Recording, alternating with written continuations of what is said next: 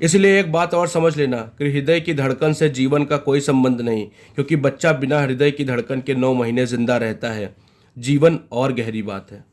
चेतना जब भाव में होती है तो हृदय केंद्र होता है, और चेतना जब विचार में होती है तो मस्तिष्क केंद्र होता है। लेकिन मस्तिष्क बहुत बाद में विकसित होता है, और हृदय भी 9 महीने के बाद धड़कता है। उससे पहले एक चेतना नाभि उससे भी पहले चेतना एक केंद्र पर होती है, वो नाभि है। बच्चा माँ से नाभि से जुड़ा होता है। जीवन का पहला अनुभव बच्चे को नाभि पर होता है। जिन लोगों को मन के पार जाना है उन्हें हृदय मस्तिष्क दोनों से उतरकर नाभि के पास वापस लौटना होता है। अगर आप फिर से अपनी चेतना को नाभि के पास अनुभव कर सकें तो आपका मन तत्क्षण ठहर जाएगा। तो इस ध्यान की प्रक्रिया के लिए, जिसको मैं निश्चल ध्यान योग की तरफ एक विधि कहता हूँ, 2 बातें ध्यान में रखने जैसी ज़रूरी हैं।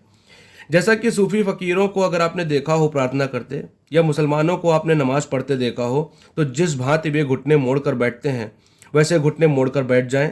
बच्चे के घुटने ठीक उसी तरह मुड़े होते हैं माँ के गर्भ में। आंख बंद कर लें, शरीर को ढीला छोड़ दें और श्वास को बिल्कुल शिथिल छोड़ दें, रिलैक्स छोड़ दें, ताकि श्वास जितनी धीमी और जितनी आहिस्ता आ जाए उतना अच्छा।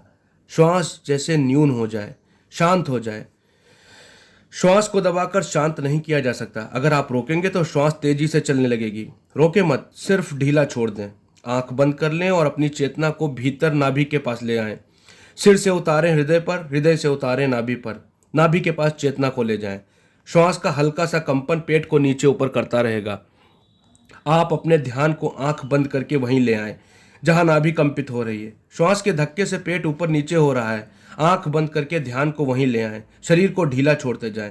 थोड़ी ही देर में शरीर आपका आगे झुकेगा और सिर जाकर जमीन से लग जाएगा। उसे छोड़ दें और झुक जाने दें।